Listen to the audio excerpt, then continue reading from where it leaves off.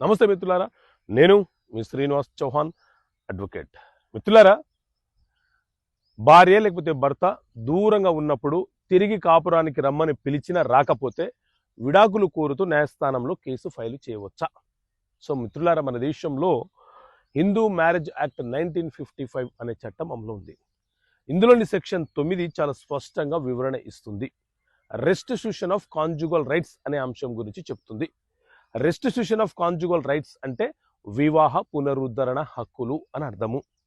భార్య లేకపోతే భర్త చిన్న చిన్న కారణాలతో కాపురం చేయకుండా దూరంగా ఉన్నప్పుడు 6 నెలలు సంవత్సరం కాలం పాటు దూరంగా ఉన్న సందర్భాలలో భాగస్వామి అంటే అది భర్త కావచ్చు, భార్య కావచ్చు, తిరిగి కాపురానికి రమ్మని పిలిచే హక్కు బాధ్యత వాళ్ళకు ఉంటుంది. వాళ్ళు లీగల్గా పిలవాలంటే ఒక అడ్వకేట్ ద్వారా లీగల్గా నోటీస్ పంపించి కాపురానికి రమ్మని పిలవచ్చు.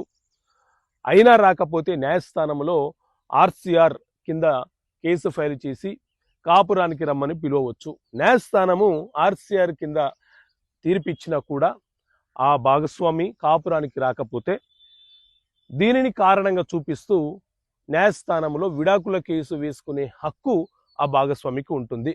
కాబట్టి చిన్న చిన్న కారణాలతో, చిన్న చిన్న గొడవలతో, ఒక చిన్న ఈగో లేకపోతే మనస్పర్ధాలతో దూరంగా ఉంటున్న భార్య భర్తలు ఒకసారి ఆలోచన చేసుకొని లీగల్గా ఆర్సీఆర్ కింద నోటీస్ పంపించినప్పుడు కలిసి కాపురం చేసే ప్రయత్నం చేయండి.